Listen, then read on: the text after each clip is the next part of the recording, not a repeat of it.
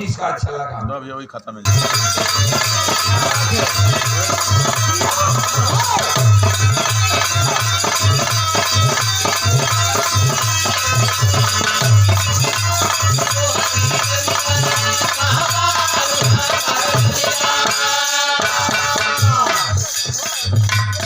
ये लड़की दौलत सा ये कुल लड़कवन के पसंद बा। जितना नया पीढ़ी बा आठे राम पे ने पढ़ जा 10 मिनट पढ़ जा। अच्छा आजकल के नई पीढ़ी लड़कन के ये पसंद बा। कौनो प्रेमी इतना पगला गई बा वाह कि एजा तो जवन कैलस कैबे कैलस एजा तक मथलस का ठीके कही एजा ले करलस और फिर पहुंच गए एजा गांठे खाती। कवि जी तलवार बना के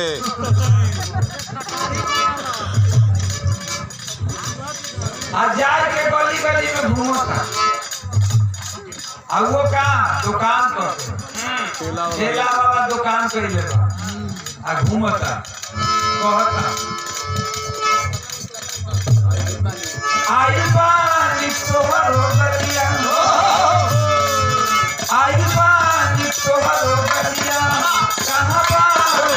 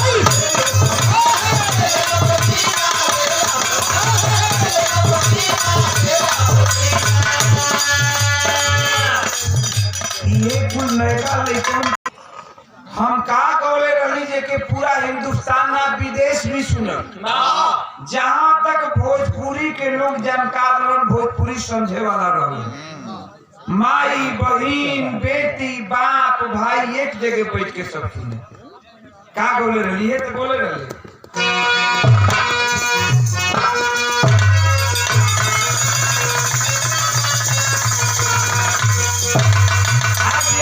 सुनेला ये गौले रही माटी के चीज गौली गांव गमई के चीज गौली हिंदुस्तान ना विदेश तक बजल जहां तक भोजपुरी के लोग जाने वाला रहलन सब सुने माई बहन बेटी एक जगह बैठ के सुने बाप भाई सब बैठ के एक जगह सुने ये तक गौले रहे कि बड़ा नीक लागेला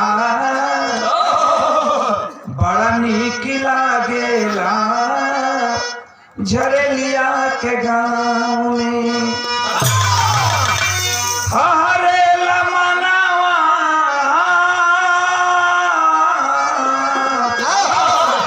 हरे लमनावा देखी देहाती भाव में बड़ा नीक लागेला क्या बात है झरेलिया के गाँव में। ओम प्रकाश यादव के बिरहा से लोकगीत की पहचान बना दे।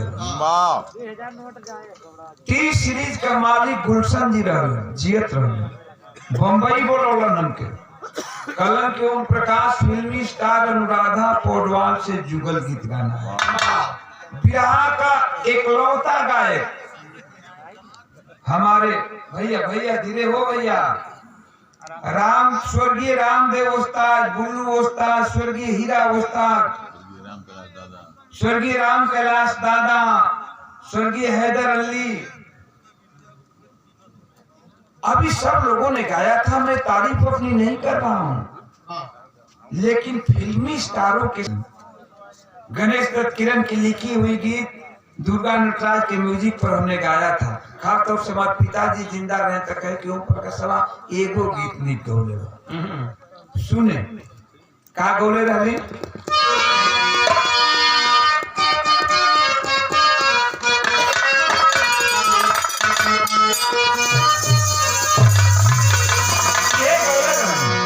कि सगरो धुआं धुआं बा सगरो धुआं धुआं बा कतहीं बाहर नहीं खे कहे के बासब यापन केहू हमार नहीं खे सगरो धुआं धुआं बा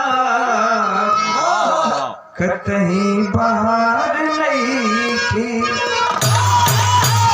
हमार कहे का मतलब इतने रउआ सबसे आप लोग से कि आजो के अरे सुनवैया इतना खराब निकल भाई कि खाली कजरवे टिकुलिया ढुलिया जो बनवा सुनियन। अगर राइटर एजे द कवि अच्छा गीत लिखे और सिंगर एजे द गाए ओके बाखूबी से गावे और सुनवैया जरूर सुनी सुनवैया को जरूर निक लगी। आज मैं उस राइटर का तारीफ करता हूँ जो इस गीत को लिखा है जो बच्ची गाई थी। राइटर को मैं तारीफ करता हूँ उस राइटर को जो इस गीत को लिखा है और उस गायिका का भी तारीफ करता हूँ जो इस गीत को गाई है। जो बच्ची गाकर सुनाई थी आप लोगों को क्या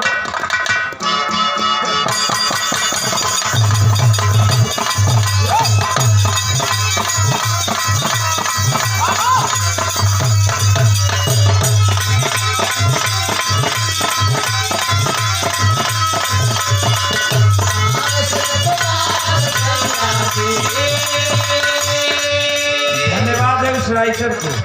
यही तो हिंदुस्तान की धरती है। बार यहाँ की नारियां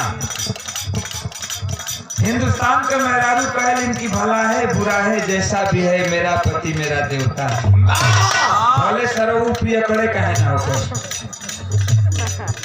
लेकिन यहाँ की औरतें कहती हैं। सुरेश प्रजापति टेंट वाले भाई के खानापुर से धन्यवाद बास। भले वो कहे ना जुएड़िए होकर लेकिन मेहरारू का कहे लिसन हिंदुस्तान का कि भला है बुरा है जैसा भी है मेरा पति मेरा देवता है। एगो मेहरारू अपना पति के तारीफ करते। वाह क्या बात है। कैसे तारीफ करके कहले रे कवि जी कैसे तारीफ करते। भारत का बबार सैया जी लागेलन कमाल सैया जी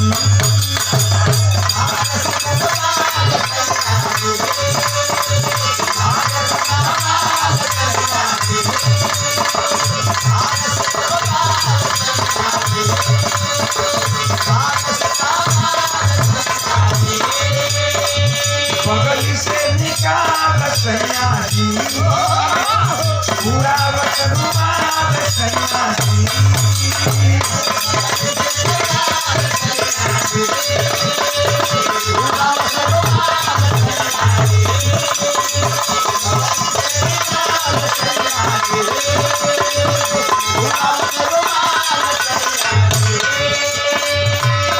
अपना पति के तारीफ करते बबार सैया जी लागसी कमाल सैया जी बगली से निकाल सैया जी पूरा रुमाल सैया जी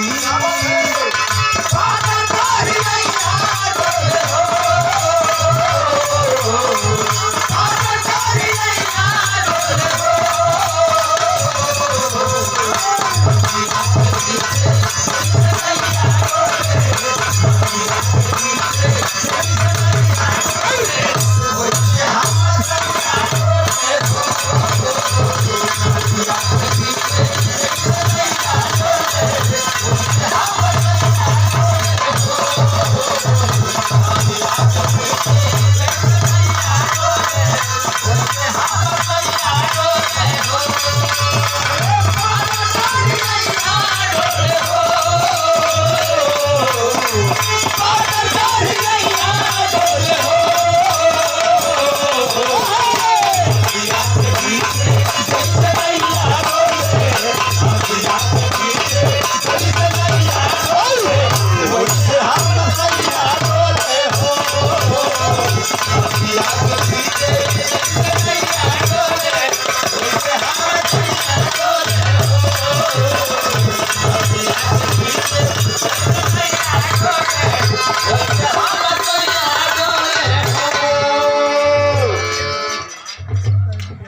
बात है। निक लागत कि नहीं बताओ?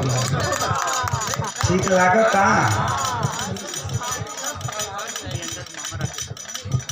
प्रियंका जी के मामा श्री राकेश कुमार जी कभी